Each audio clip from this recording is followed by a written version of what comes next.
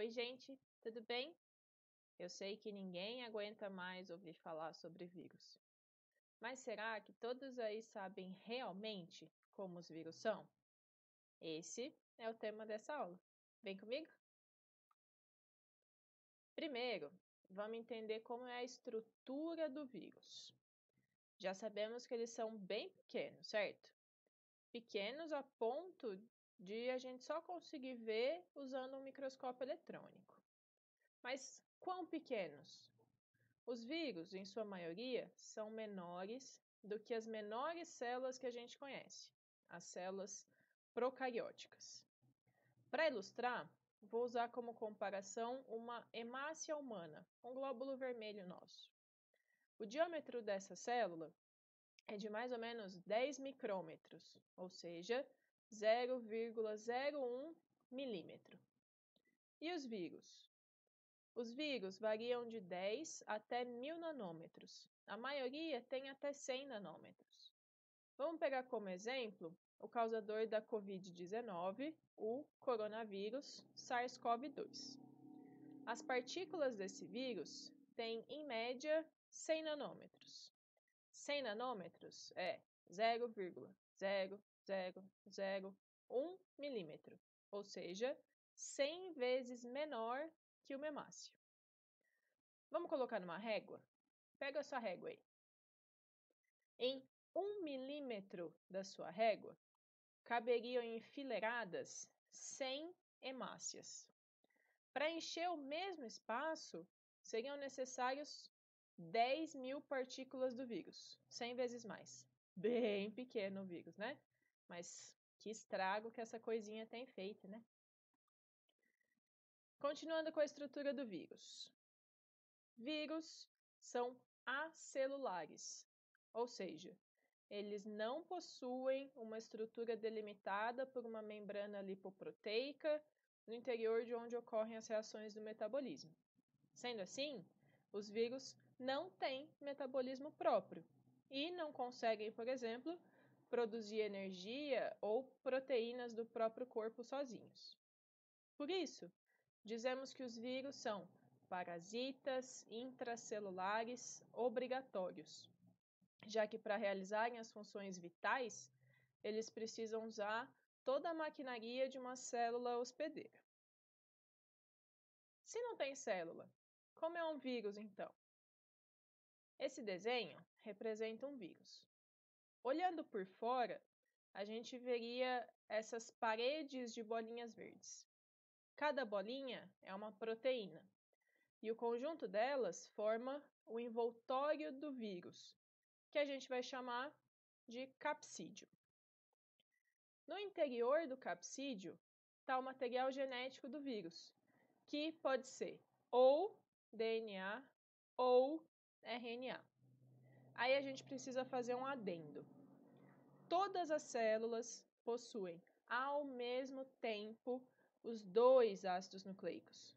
O DNA armazena a informação e o RNA é responsável pela síntese de proteínas.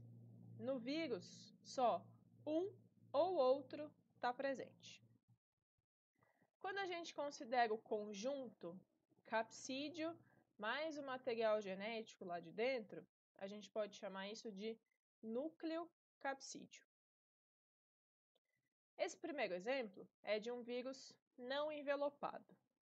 Existe um outro tipo de vírus, em que o núcleo capsídio está envolvido por um envelope, que é formado por uma membrana lipoproteica, que tem origem na bicamada da membrana plasmática da célula hospedeira, e por proteínas produzidas pelo vírus quando ele estava dentro da célula hospedeira. Então, quando esses vírus saem da célula que eles estão parasitando, eles levam com ele essa parte da membrana, tá? Essas proteínas virais, seja do envelope ou seja do capsídio, é que são os responsáveis pela alta especificidade dos vírus. Existe vírus parasitando todas as formas de vida, animais como nós, plantas, fungos, bactérias, algas. Um vírus de planta nunca vai causar uma doença na gente. Pelo menos é o que se espera, né? Já que 2020 está meio difícil. E por que não? Porque as proteínas virais se encaixam em receptores específicos da membrana das células, quase que num esquema chave-fechadura. E a membrana de uma célula de uma planta tem receptores bem diferentes da membrana de uma célula nossa. Aí, podemos partir para o bom e velho debate da ciência: se vírus são ou não seres vivos. Vocês lembram das aulas do começo do primeiro ano? Quando a gente discutiu características gerais dos seres vivos? São elas: tem composição química específica, os CHOMPs, carbono, hidrogênio, oxigênio, nitrogênio, fósforo, enxofre, são formados por células. Nessas células ocorrem as reações químicas essenciais à vida, com geração ou consumo de energia na forma de ATP. Reagem a estímulos do ambiente, têm capacidade de reprodução e sofrem mudanças ao longo do tempo. Já vimos que tem coisa aí que os vírus não se encaixam, né? Eles não têm células, então não conseguem produzir energia sozinhos. Para isso, eles precisam parasitar uma célula e usar toda a estrutura dela. Mas, por outro lado, eles têm material genético, se reproduzem, usam o mesmo código para produzirem as suas proteínas que todos os outros seres vivos e evoluem, ou seja, eles mudam ao longo do tempo. Coisas que só os seres vivos fazem. Os seres não vivos, como os minerais, não têm esses processos. E aí, o que você acha? Eu é que não vou dar o veredito final. Depende de quais critérios são mais fortes. Esses argumentos aí, para considerar como ser vivo ou não, é que vocês precisam saber. Como se estudam os vírus? O primeiro passo é identificar. Os virologistas do Comitê Internacional avaliam qual é o tipo de material genético do vírus, quais são as células hospedeiras e qual é a morfologia do capsídeo, para poder classificar um vírus em uma determinada família. Vou usar o exemplo dos vírus causadores da dengue e da febre amarela. Eles são vírus que têm o RNA como material genético e dependem de um mosquito para transmissão. A família a qual esses vírus pertencem é a família Flaviviridae. Todas as famílias de vírus vão terminar com esse sufixo viride. O gênero desses dois vírus é Flavivirus, escrito assim, em itálico. As espécies dos vírus, são escritas com iniciais dos nomes em inglês. O da febre amarela é YFV, de Yellow Fever Virus. Para dengue, o nome é Dengue Virus, por isso DENV. Os números são os sorotipos. Existem 4 tipos de vírus da dengue.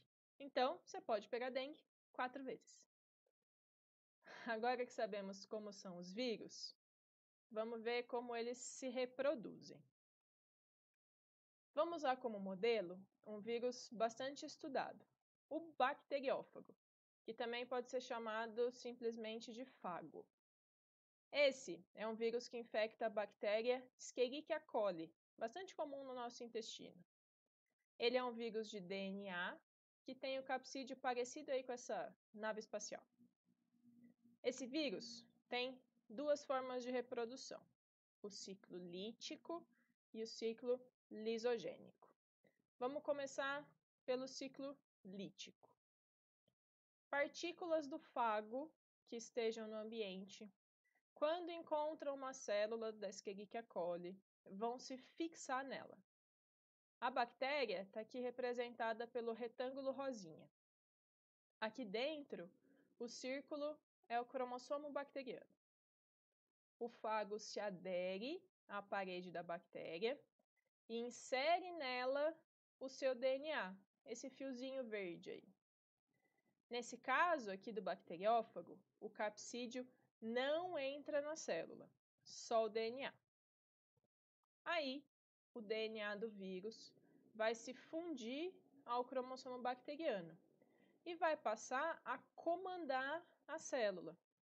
Toda a célula agora funciona a serviço do vírus, para produzir novas partes desse vírus. Depois que as novas partículas virais foram montadas, tem tanta partícula dentro da célula que ela não resiste mais e estoura, sofre uma lise, uma quebra. Assim, novas partículas desse vírus vão sendo liberadas no ambiente e o ciclo de infecção recomeça. O ciclo lisogênico começa igual. O bacteriófago se adere à bactéria e injeta o seu DNA lá dentro. O DNA do vírus se funde ao cromossomo bacteriano. Só que agora, no ciclo lisogênico, o DNA viral não vai levar à produção de partes do vírus. Ele vai ficar lá, quietinho, no cromossomo da bactéria. Só que quando essa bactéria for se reproduzir por divisão binária, ele vai copiar para o cromossomo das células filhas o DNA do vírus, que está amoitado ali. Aí as novas células originadas nessa reprodução, todas vão carregar o DNA do vírus junto. Aí, eventualmente, por alguma mudança no ambiente, que pode ser aumento da temperatura, por exemplo, o DNA do vírus liga uma chavinha e entra num ciclo lítico, produzindo cópias de si e liberando mais partículas virais no ambiente. Quanto à nossa saúde, muitos vírus podem nos afetar usando as nossas células como hospedeira, onde eles conseguem reproduzir e gerar mais cópias deles. Podemos chamar de virose todas as doenças causadas por vírus. Mas, no uso comum da língua portuguesa, virose acaba se referindo a infecções respiratórias ou intestinais leves, que causam febre, cansaço, secreção nasal, diarreia e etc. Geralmente, elas têm duração curta e não precisam de medicamentos específicos. Nosso próprio sistema imunológico dá conta de resolver. É aquela receita de vó: repouso e canja de galinha. Se essa virose for mesmo causada por vírus, não adianta tomar antibiótico. Os antibióticos são medicamentos que afetam o metabolismo e a replicação das bactérias. Como os vírus nem célula têm, acaba sendo inútil, né? Nas próximas aulas, a gente vai conversar com mais detalhes sobre algumas doenças importantes causadas por vírus. Até lá!